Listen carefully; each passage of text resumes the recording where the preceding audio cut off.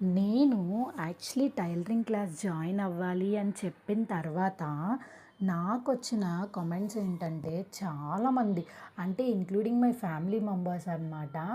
ఇప్పటి వరకు పీకిందే చాలులే ఇంకా ఏం పీకుతావు, అన్నిట్లో కాలు పెట్టడం తప్ప కంప్లీట్గా చేసిందేమీ లేదు అని మన పాస్ని బట్టి వాళ్ళు అలా డిస్కరేజ్ చేసే మాటలే మాట్లాడారనమాట.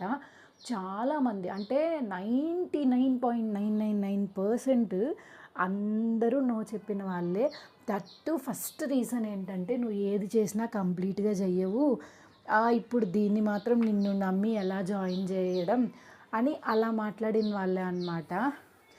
పీకినోళ్ళే తీ అంటారు కదా అన్నట్లు నేను చెప్పిన నా మాటని ఇస్తరాకులో ఏదో అంటారు కదా, అరిటాకులో ఏదో సంథింగ్, ఆ సామెత నాకు రాలేదు, అలా నా మాట తీసి పడేశారనమాట. కానీ అలా కాదని మా హస్బెండ్ దగ్గర పట్టుబట్టి నేనైతే టైలరింగ్ క్లాస్ జాయిన్ అయ్యాను.